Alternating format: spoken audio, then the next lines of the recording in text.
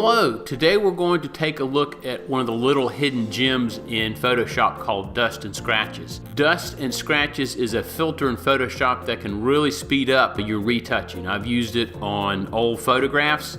I've used it, say, with products that have dust like this, and I've also used it to clean up somebody's 5 o'clock shadow. The Dust and Scratches is found under the filter menu. You'll go down to Noise, Dust and Scratches.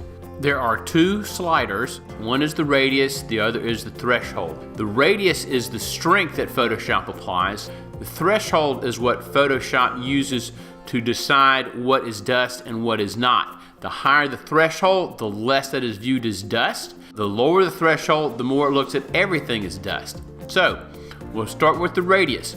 I'm going to click the preview on and off so you can see that at a radius of 1, it's taking care of a good bit of dust. We want to take it a little bit higher. I'm going to probably go up to about 3, and if you look, almost all the dust is gone. One of the problems with Dust and Scratches, as you can see by just using the radius, is now that the bumblebee is a little bit soft. I can go back and forth and you can see how it's softened up a little bit. This is where the threshold comes in. I slowly bring the threshold up to the point where I start getting sharpness back in the bumblebee and not bringing too much dust back into the shot glass. I'll drop this back down a little bit and you can see where the dust is starting to slowly come back. One of the drawbacks to using Dust and Scratches over the entire thing is sometimes things will go soft or start to disappear that you don't want to be affected. If you look up here at the top of the shot glass, I'll take the preview off and you can see where there's this nice highlight up here. Even by using the tools as best as we could, you can see where this highlight now is no longer there.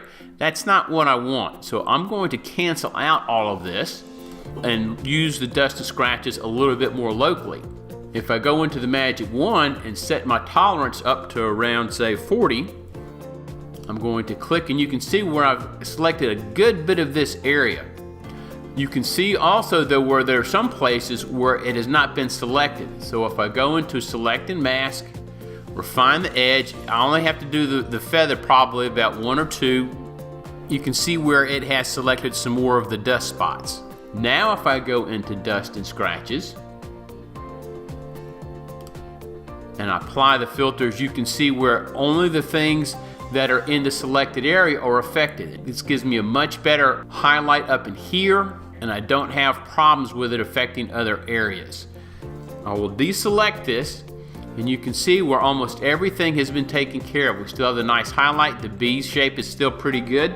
I'm going to use my spot healing brush tool and take care of just a couple areas that I did not get earlier. So hopefully this will help make your retouching a little bit faster. More to come.